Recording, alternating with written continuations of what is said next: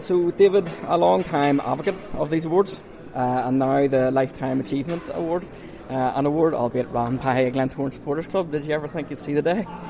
No, I didn't, and I am very humbled and very grateful.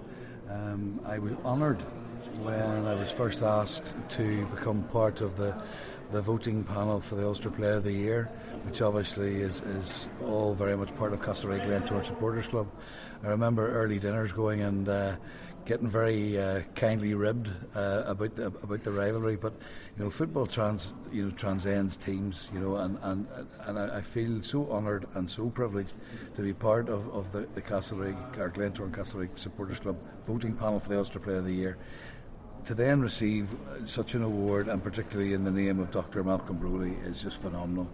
I have been blessed with getting various honours, but I count this as absolutely massive, and as I say, particularly because I came from Castlereagh Glentoran Supporters Club, because that just shows that, as I say, sport transcends absolutely everything, and so I count myself seriously blessed.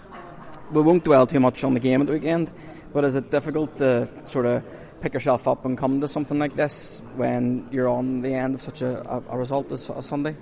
No, because the Irish Cup final was, in terms of the analysis for that, our final was probably the semi-final against Larne, when we were absolutely ridiculously good.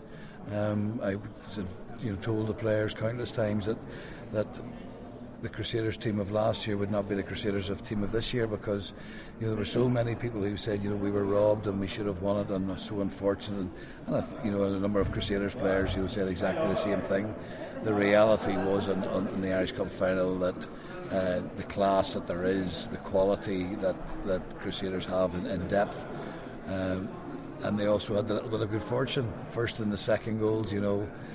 Certainly there was that bit of fortune in terms of them going in the back of the net, but just to say that was the only difference would be totally wrong. Crusaders were excellent on the day, and as I say, in terms of putting that to the side, you just got to be pragmatic and say, well, we didn't deserve to win. Crusaders were worthy victors, and regardless of, as I say, the scoreline in the Irish Cup, there was no way I was missing this awards night. Absolutely not.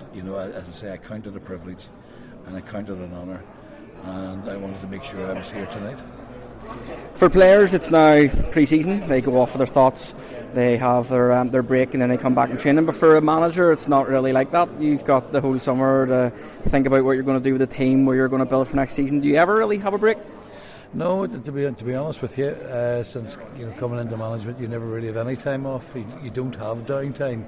Now there are busier times than others, but the ridiculous thing is that when everyone is maybe thinking that we're all winding down to take a break, this is the busiest time for managers, because they're looking to prepare for the following season, and this is most certainly not a downtime. And just a final word, most people probably came here thinking that you were the person who could speak the most at these awards, but Bobby Carlyle, has a man ever said as many words in his life? Bobby was a wonderful footballer, the absolute epitome of being such a gentleman. I love him dearly, but I've got to say he definitely carries the prize and the glory of being able to speak much longer than I ever could. David, congratulations, and I wish you all the very best. Thank you very much indeed. Take care and God bless.